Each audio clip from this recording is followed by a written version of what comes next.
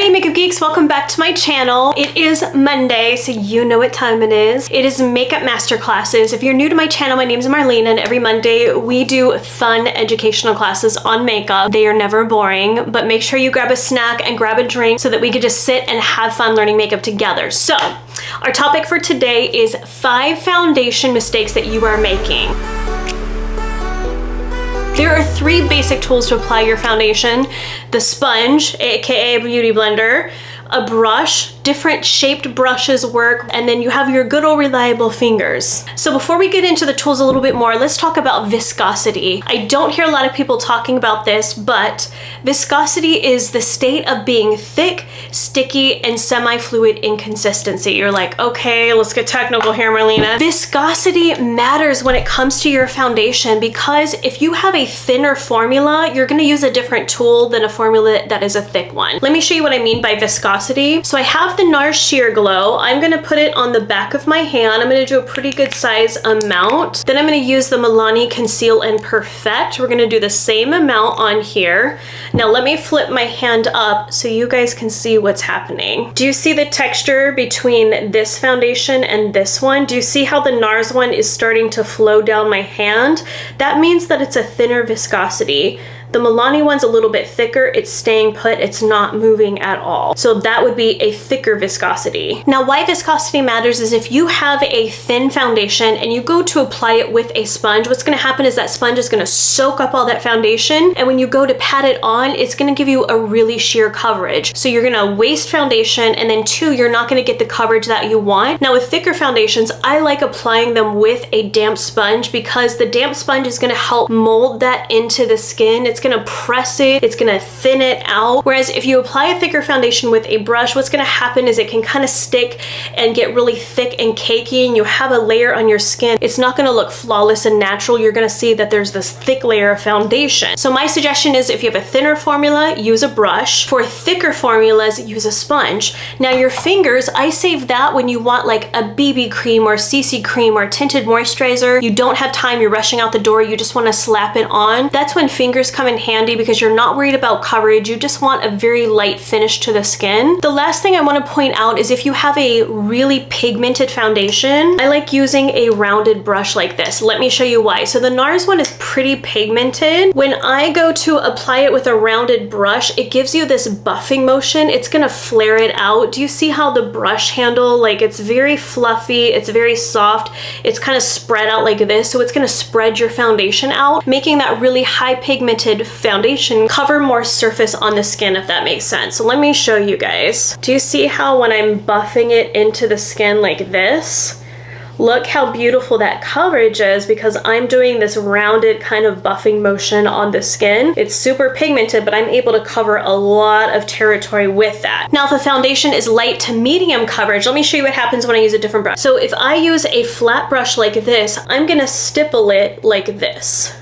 Do you see the motion that I'm doing? When I do a stipply motion like this, I can actually get more coverage out of that, because I'm not smearing it and spreading it. It's almost like you're stippling paint on the wall, and you really want to get some good coverage in that one spot. I'm gonna do this kind of motion. There's the 2 options. I prefer these 2 shaped heads a lot, a rounded one and a flat stiff one, depending on what type of technique I want to do. If I want to do like a tapping motion or just really buffing it into the skin. Second mistake that you're making is you're choosing the wrong undertone. So foundation colors are mixed with 3 primary colors. You have a red, a yellow, and a blue, and then of course you have your black and your white to make it deeper or lighter. The 4 undertones are warm, cool, neutral, and olive. Warm foundations tend to have the most yellow in them. That gives them that warmth. You're thinking golden shades, lots of yellow in there. Cool shades are gonna have more red in it than yellow. They're gonna kind of lean a bit more pink, especially with fair skin. With deeper skin, you're just gonna see a lot of red undertone in there. Your neutral is gonna be a great balance between cool and warm. It's not too pink or red, it's not too yellow, it's right down the middle. And then your olive undertone, this foundation is a little bit harder to find a across the board, but that's where you're gonna have yellow mixed with just a teeny bit of blue in there. You're gonna have that little tiny bit of green in there that's gonna give it that olive undertone. Are you ready to see how to fix this? Wait for your mind to be blown. Okay, so I have my Milani foundation. This is a neutral skin color. Let me put it on the back of my hand so you all can see. Okay, so do you see how it's not too yellow, it's not too pink, it's just a tan color? This is a neutral. If I were to have warm skin, I have a lot of yellow undertones in my skin and this is not matching my undertone, what you can actually do is take kind of an orange or yellow eyeshadow and you can mix a little bit with your foundation. So let me do the colors side by side so you can see the comparison. I'm gonna take the shadow, this is Make a Geek Chickadee. I'm gonna take a little spatula and just scrape off the tiniest bit. We're gonna put this in with the foundation and then I'm gonna start mixing it. Okay,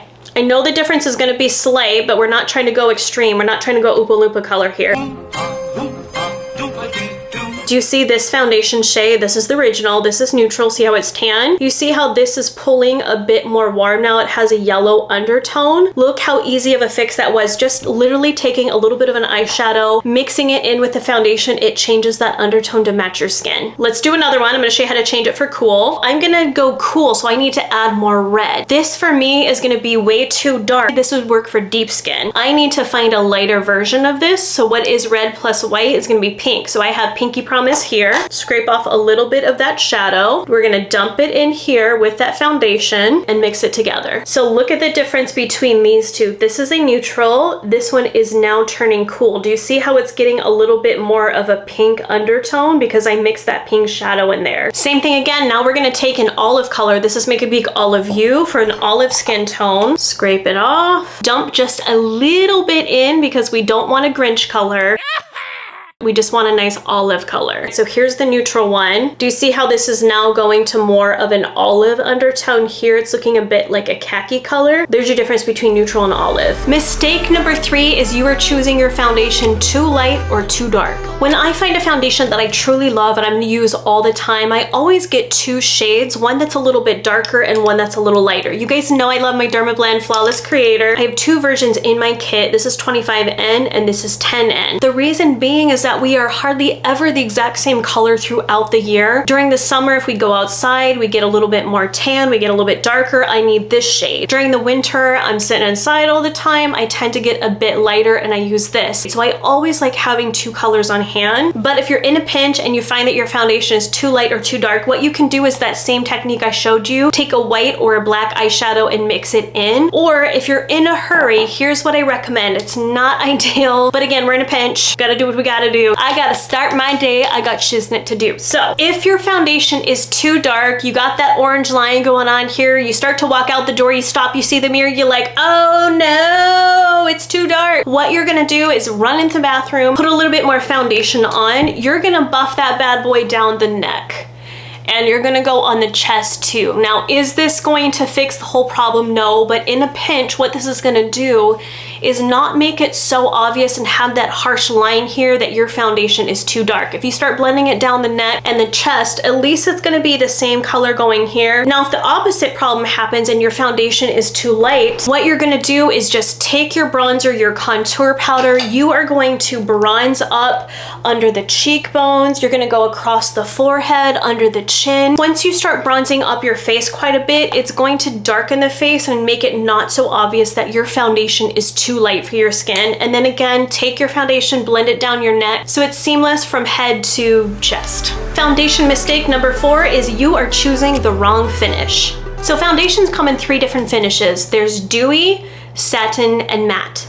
The difference between the 3 is a dewy foundation, like the NARS Sheer Glow is a beautiful dewy one. It's gonna be a little bit shiny. Let me show you. So when I go to reflect that in the light, do you see how it's dewy and shiny? That foundation is great for mature skin and dry skin. When your skin is dry, it needs that extra moisture and dewiness to look very fresh, youthful, and flawless. So I love using dewy foundations on dry skin. Matte foundations like this Milani Conceal Imperfect, let me show you that one. Do you see how it's just thicker? And once it dries down, this isn't gonna shine at all. This is perfect for oily skin. When you have oily skin, you don't wanna add extra shine. It's gonna make you look greasy and slick by the end of the day. It's gonna slide off your face. So you wanna choose something that is matte finish to counteract that oil. And then a satin finish foundation like this Pat McGrath one, it's not super dewy, it's not super matte, it's kind of in between. This is great for combination skin. It could work for dry or oily depending on what kind of finish that you want, but a lot of companies will make a satin finish just because it's more universal and more people can wear it. So do you see how it has just a very slight sheen to it? It's not super shiny, but it just looks natural like skin. That one's just a well-rounded foundation. It works great for combination skin. Choosing the right finish foundation for your skin is gonna help you from looking too greasy or looking too dry and cakey and thick.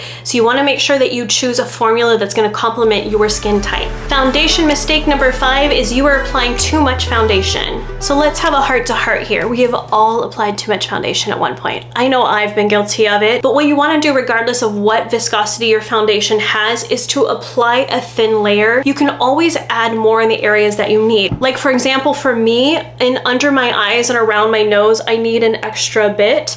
So I just take some foundation, and after I apply my whole face, I'm just gonna put it here. My chin sometimes breaks out, so I need a little bit more coverage there. You don't have to slather on your face lots of layers and a ton of foundation on your skin because you want full coverage. Get full coverage. I feel you. I like full coverage myself as well. But what I do is I put one layer on the skin and I love to buff it in. Get it in there, get it on your skin, and then take a split second look and say, okay, I need more coverage in just these areas. Apply it only to there, so that way your skin has the lightest and the thinnest layer of foundation possible. That is the number one thing that people don't realize it makes your skin look unreal, dry, cakey, thick, is because you're applying too much foundation. So always start thin. You can always apply more. I hope these tips were super helpful for you all in figuring out how to make your foundation look flawless.